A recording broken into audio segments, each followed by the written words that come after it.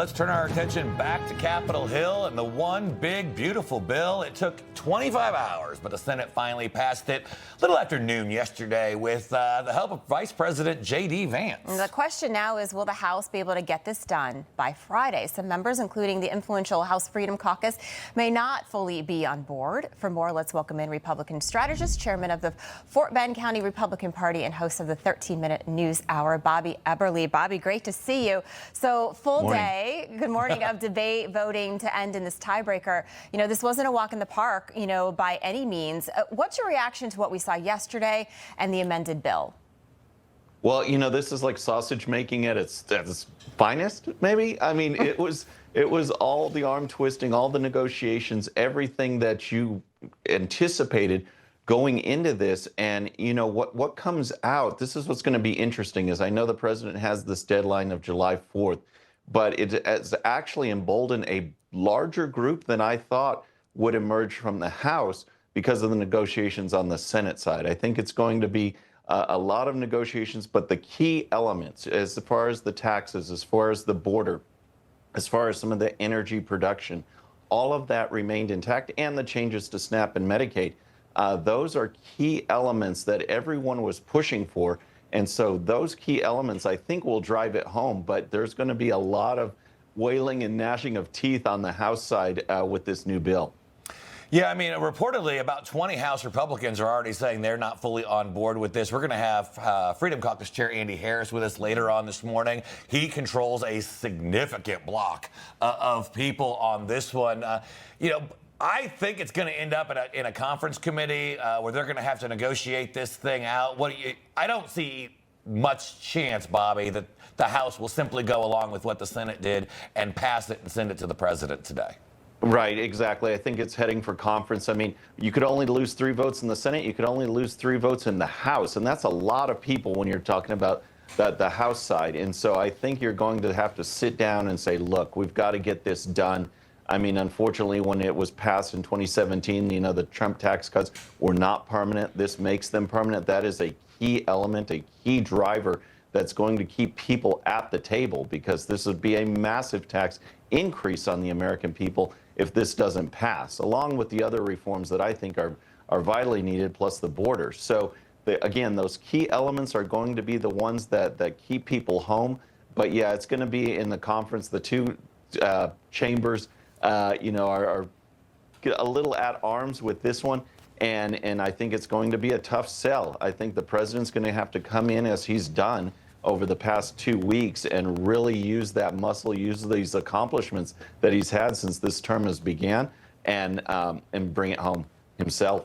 Yeah, Bobby, I mean, one of the things, too, this thing has got loaded up with little special goodies to get especially in the Senate, you've got some carve-outs for Alaska, and I even saw where they added about $85 million to move the Space Shuttle Discovery from the Smithsonian in Washington, D.C. down to Houston. I mean, come on. I thought we were supposed to be cutting wasteful spending. Well, see, Mark, this is the deal. I mean, I want to advocate for these big areas. But you know what?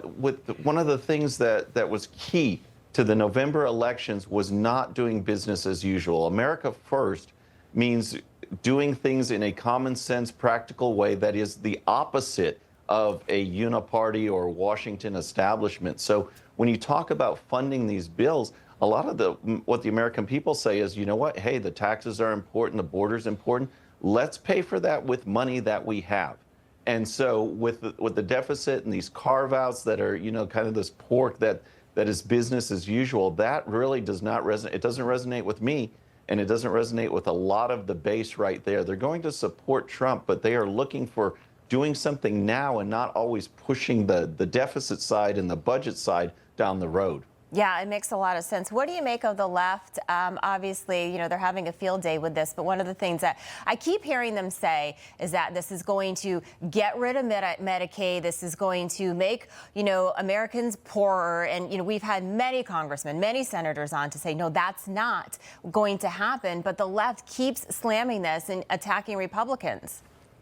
Right, yeah, and that's the typical Democrat rhetoric that failed in 2024 in the November elections. It fails down the line, but it is their go-to tactic. It's like, we're going to go for the emotions. We're going to go for the heartstrings. We're going to go for stories about children or people getting thrown out or thrown off insurance or food or whatever. But really what this is on the Medicaid side, this is the first elements of DOGE that we're seeing as far as getting rid of waste, fraud, and abuse. If someone is able-bodied, they should have to work for these benefits. And that's all on the SNAP side and Medicaid side that they're doing. It's like there's a large group of people without children, able-bodied, working adults that should work. And that is our job, though, as messengers and branders, is to make sure that the American people understand what's going on. And when they do, they'll support it. Absolutely. When they tell you 12 million people are going to be kicked off Medicaid, it's because they didn't belong on it in the first place. Yeah. Absolutely. It's pretty simple. Don't be afraid of the number. Lean into it. Yeah. All right. Exactly. Bobby Eberle, thank you so much. Great to have you.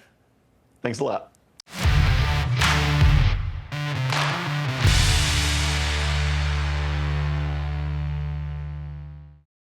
All right, friends, thanks again for tuning in. I really appreciate it. And before you go, please hit that subscribe button above. Once you do, tell your friends, share it, spread the word about the 13-minute news hour so we can keep growing. And for more great content, check out these videos right here, and I'll see you next time.